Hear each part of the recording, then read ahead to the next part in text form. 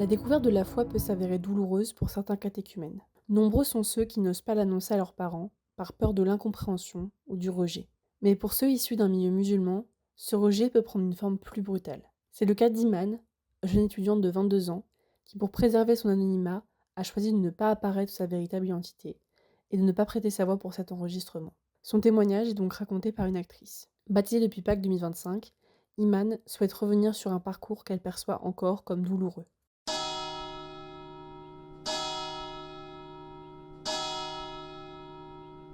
Née en 2003 en Île-de-France, la jeune femme vient d'une famille originaire de Tunisie.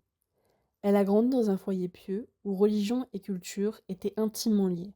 Elle s'est toujours posé des questions, sentant au plus profond d'elle que si un Dieu existait, elle ne le retrouverait pas dans l'islam. Elle raconte. J'ai grandi dans la religion. Et quand j'étais petite, il était normal pour moi de croire en ce Dieu. Mes parents ont toujours été très pieux. Et s'il y avait une chose aussi importante que la famille, c'était la religion. Quand je suis arrivée au collège, j'ai commencé à me poser des questions. Parce que je ne comprenais pas pourquoi, en tant que femme, nous devions faire moins de choses que les hommes. Quand je les posais à ma mère, elle me répondait toujours que c'était normal, que notre culture était faite de cette manière. Malgré ces réponses, j'avais toujours l'impression qu'elles n'étaient pas justes et que si un Dieu existait, il ne nous rendrait pas si inférieurs aux hommes. Si, dès l'entrée au collège, Iman s'est peu à peu détachée de l'islam, ce n'est véritablement qu'au lycée qu'elle a commencé à s'intéresser à une autre religion, le catholicisme. Éduquée dans une école publique, c'est en découvrant la diversité qui l'entourait qu'elle a voulu en savoir plus. J'étais en seconde quand j'ai commencé à me questionner sur la religion. Je m'étais déclarée athée au collège, mais j'avais l'impression que quelque chose manquait, comme un vide. En ayant fait toute ma scolarité dans l'école publique, j'ai pu côtoyer des personnes très différentes, dont des chrétiennes. J'avais une amie très proche qui venait d'une famille très religieuse, mais qui, contrairement à moi, était aussi à fond dans sa foi. J'étais curieuse, donc je lui ai posé plein de questions et à chaque fois, elle me répondait avec plaisir. Après plusieurs mois de curiosité et de recherche, j'ai décidé de lui demander une Bible pour la lire. Même si je ne comprenais pas tout, je savais que plus le temps passait, plus je me rapprochais d'une religion. À mesure qu'elle s'impliquait, la foi catholique occupait une place grandissante dans sa vie.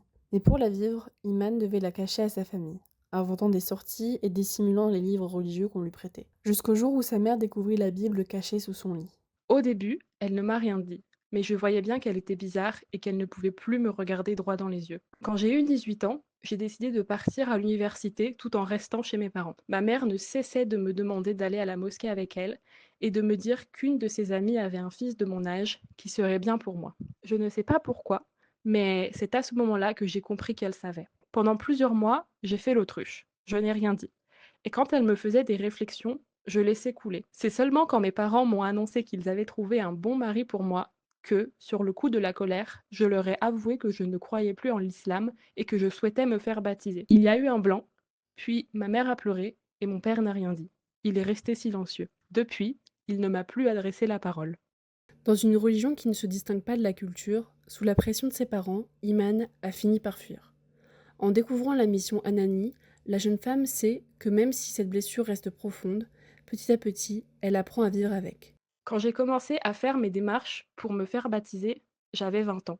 C'était donc il y a 2 ans. Même si je savais que le prêtre était bienveillant, je voyais bien qu'il ne savait pas comment me parler, au vu de mon histoire. C'est à ce moment-là que j'ai entendu parler de la mission Anani. Quand je suis rentrée dans cette dernière, j'étais un peu effrayée.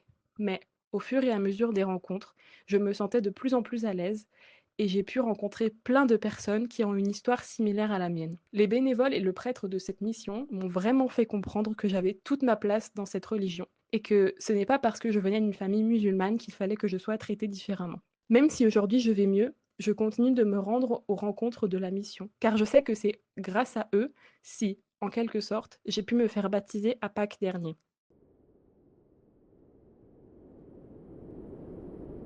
Aujourd'hui, Iman poursuit son chemin de foi, et ce, entouré d'une nouvelle famille spirituelle. Malgré les blessures laissées par la rupture avec ses parents, elle affirme avoir trouvé une paix qu'elle n'avait jamais connue auparavant. Pour elle, la mission Anani et le baptême n'ont pas seulement marqué un tournant religieux, mais aussi un nouveau départ dans sa vie.